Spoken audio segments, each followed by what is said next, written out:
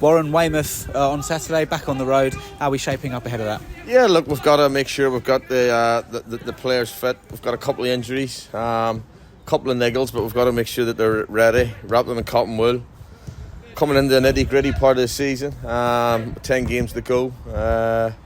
We've got to make sure they're right and see who we've got available for Saturday. It was a real worthwhile outing on Tuesday at Ebbsfleet in the Kent Senior Cup. A lot of lads got some minutes into the legs. Obviously a very good performance and getting a result as well. How much of a boost is that given the whole squad just to get that monkey off the back and get a win no matter the competition? No, listen, at the end of the day you're in a cup, you want to go and win it. But I think it's a chance for players to go and play. Ebbsfleet, can probably put 2 teams in this league.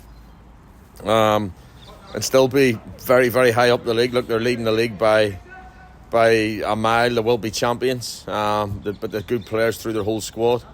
But I think with the way we applied ourselves, adapted, and you look at the football we played that night, was very pleasing. It gives me a headache with some of the players now who'll be chomping at the bit to play, but also, you know what I mean, I thought we played lovely football on in their home backyard and coming away with a great win.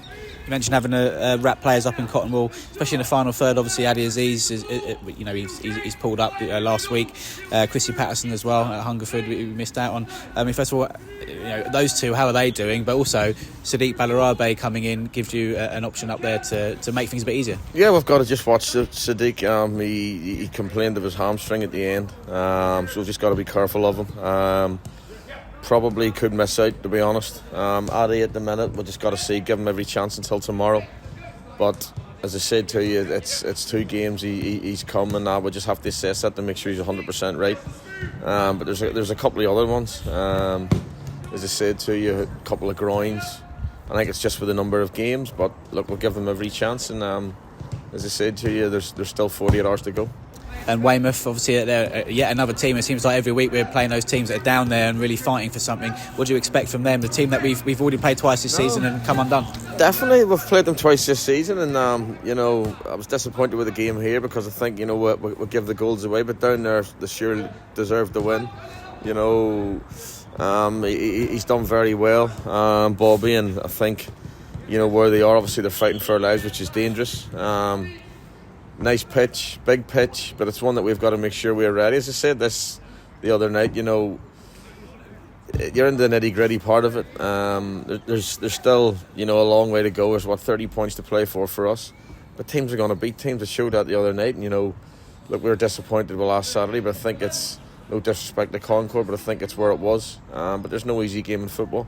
You're no given right to go and beat someone. You've got to earn it, and that's the mentality we'll be getting into the game on Saturday. Just finally, we've spoken about mentality pretty much all season really, but you've tried something a bit different today. You've got an old friend from the Marines in. Can you tell us a little bit about what we've seen this morning? No, definitely.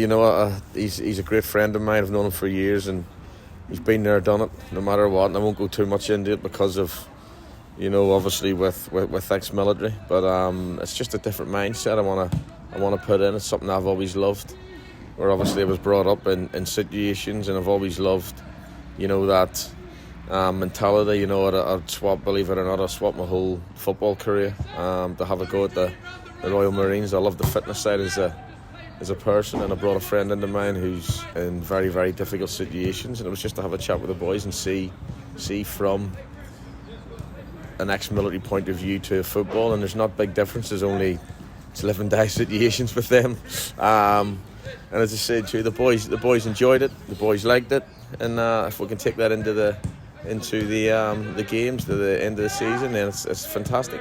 I guess as a manager, it's important to try these sort of things, isn't it, and do something a little bit different, especially when it comes to mentality side of stuff. But it must have been pleasing to see how engaged they were. They were all sat there and listened to every single word. 100%, because I know things like that'll interest them. It used to interest me, and everything he said is true, because I've known him. As I say, he's a great friend of mine. He's one we always speak.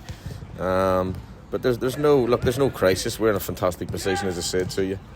We know what we need. It's building, as I said, from last year. People get carried away and think, Welling should be in the conference. I was talking to a guy yesterday, and he was probably the most sense I've heard since I've been here. He says we're building, and he's not in the club. He's a fan, and he says we're building. He says that we're consolidated. He says we're still in a great position. He said, I think people get carried away and think we should be where they were years ago in the conference, but you know how hard it is to get into that league now.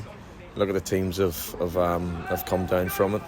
And as I said too, we're still in a great position to where we want to be. And you know, he just come in to have a chat with him and put his point of views. And as I said, if we can take it on board at the end of the season, get where we want to be, then it's a success.